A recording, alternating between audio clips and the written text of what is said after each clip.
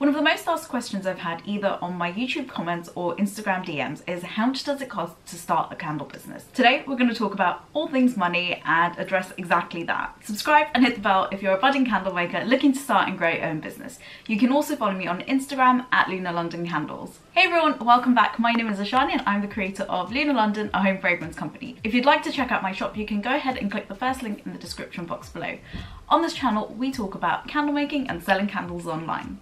So when starting a business, of course, we want to know how much we're going to be investing versus the kind of reward we can expect to see. The first thing I have to say is that the amount of money you spend is very subjective, especially with candle making. How much you spend is based on the skills you already have versus the brand you want to create. Understanding the vision you want to create will really determine how much you spend. So I used to work as a mechanical engineer on large scale projects, and something that always came up was the project management triangle.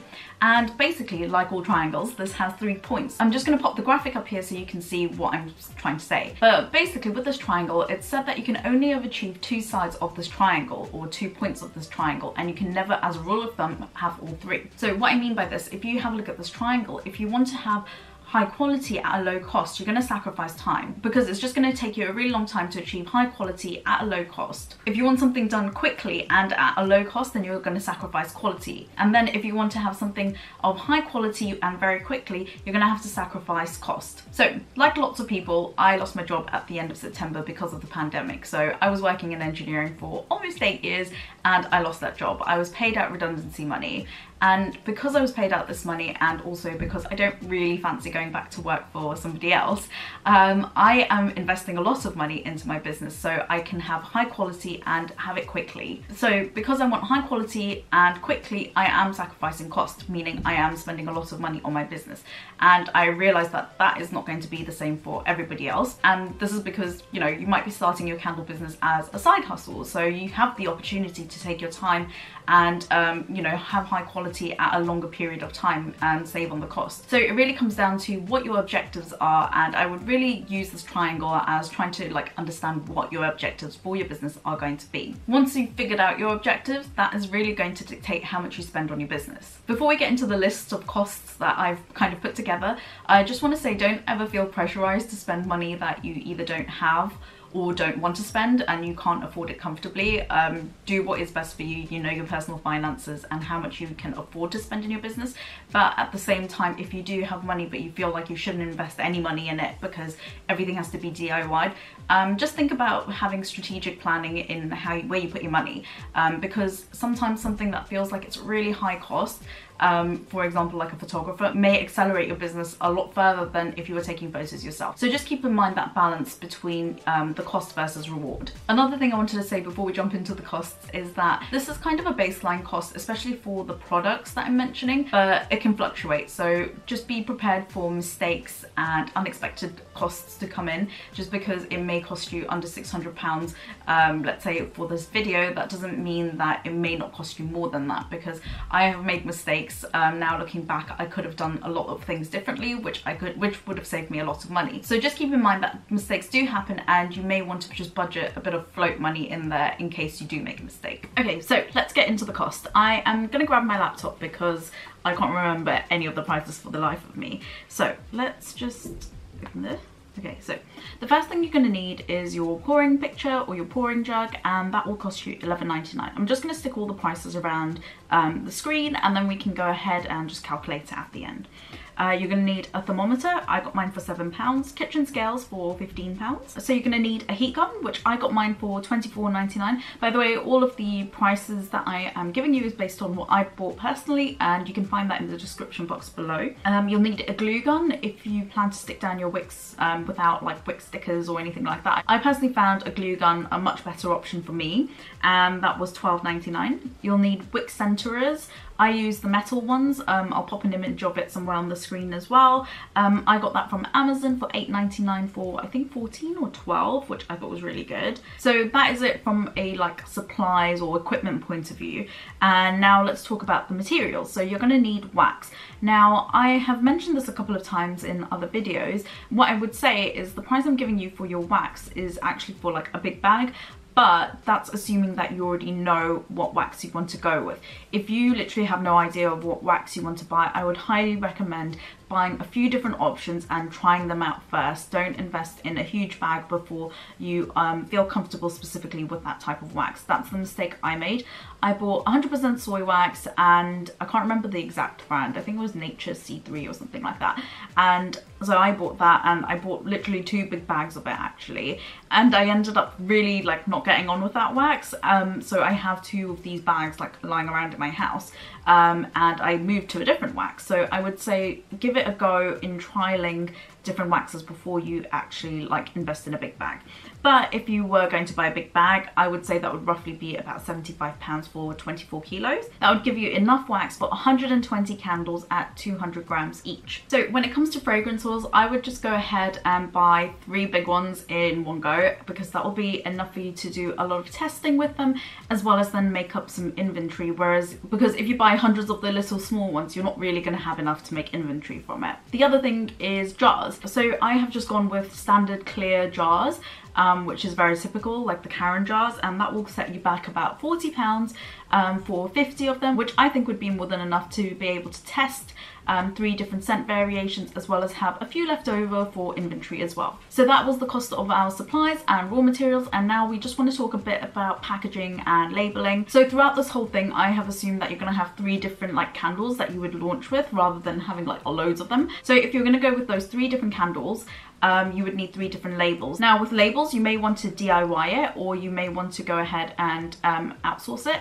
For me, I personally outsourced my labels because I launched with the Zodiac collection, and it had a lot of like intricate gold foiling, which I just couldn't do by myself at home. By no means do you need to like outsource your labeling. If anything, I would suggest you start at home first to kind of see what sales are like, and then, you know, later on you can always go ahead and outsource it. So I would say if you are doing like 250 labels for 3 different variations, that will cost you about £75. The other thing you'll need for packaging is of course the boxes that you want to ship it in, as well as any void fill, and that I have estimated at about £40. And for that, I would say you would need about £40.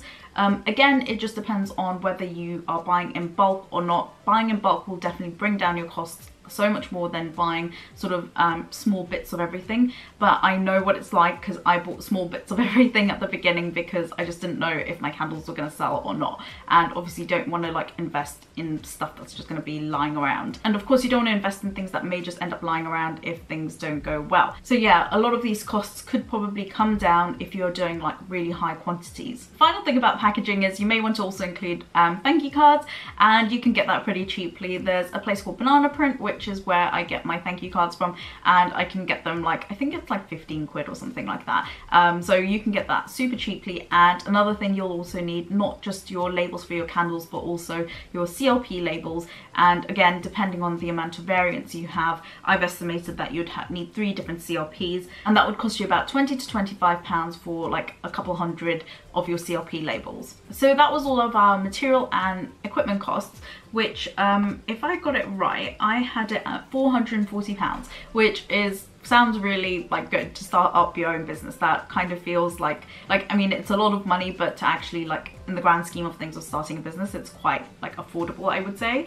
But the business costs, I feel like, is where things do get more expensive depending on like whether you want to do it or not. And I have to say that this is like completely optional. I personally went down this route, and I'll explain why as we get through it. I kind of briefly mentioned it before, but at the beginning I had to assess my skills. Now, although I love like creative things and I love looking at graphic design and branding, I personally can't do it myself. Like, I'm not an expert in color theory and placements and sizing and all of that sort of stuff. And I'll show you a comparison of my logo before and my logo now, and you'll be able to see there's a massive difference in it. So for me and my business and my lack of graphic design skills, I decided that it was really important for me to work with a graphic designer to help me achieve the brand image that I really wanted to have. And that is expensive, especially if you're going with a really good graphic designer, because the lady I worked with She was on the pricier side. She has worked in the industry for like 7 years and has done proper packaging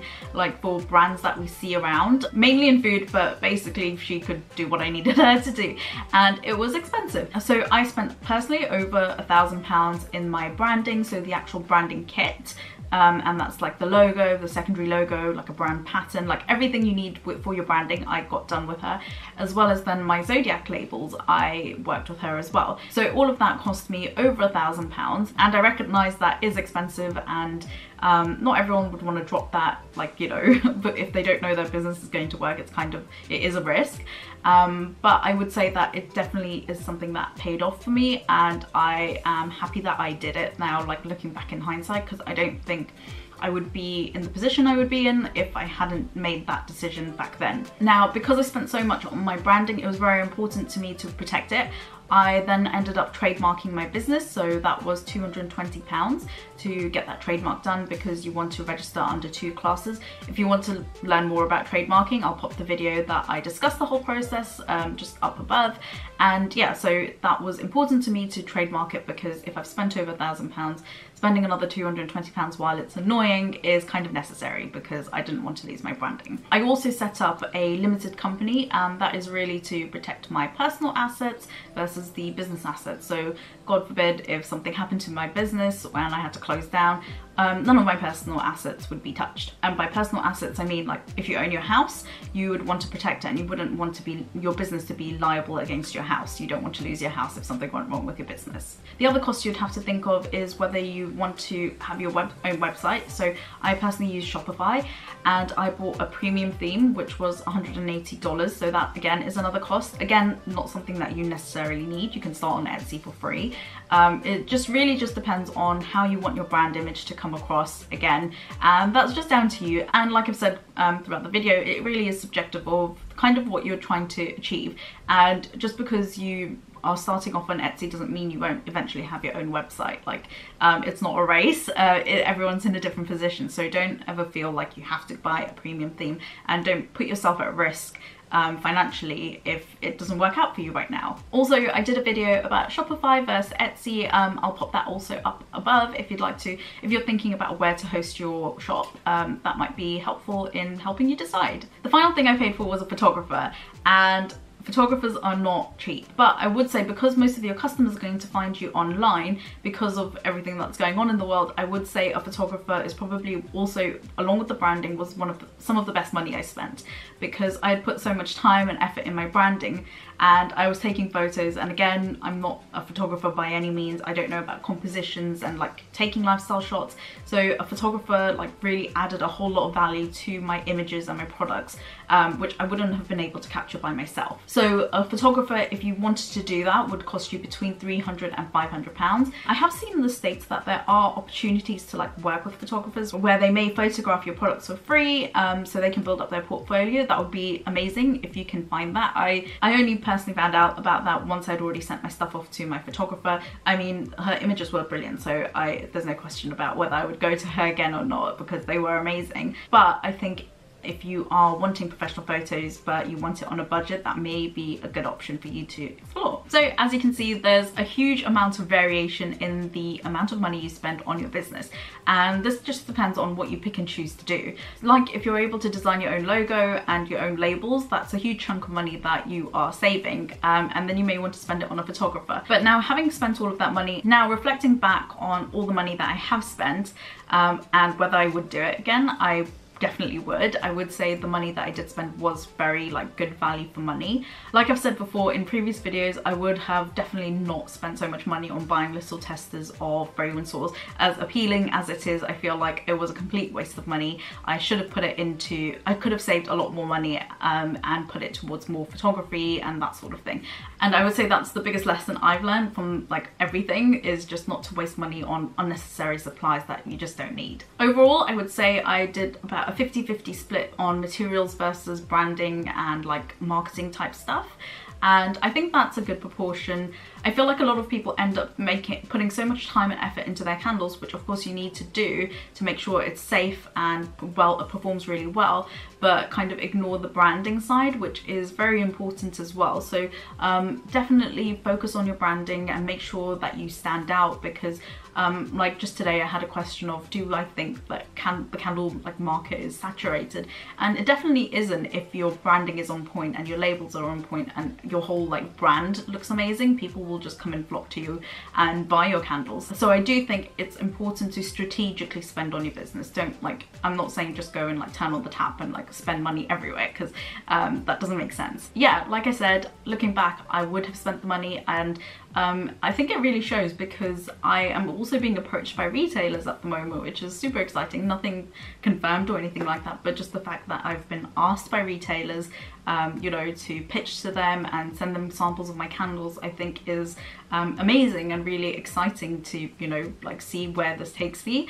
And also considering I've not been open for very long, I've been open for like under 3 months, so to have that kind of reaction from people who I just didn't think would ever look at my business is amazing. So I just wanted to kind of put that out there and give you some food for thought if you were thinking about should I spend this money on my business or not. And yeah, so just be very strategic, think about the triangle. So yeah, I hope this helped. If you have started your business already, I'd love to know how much you spent launching it, because the numbers are so interesting.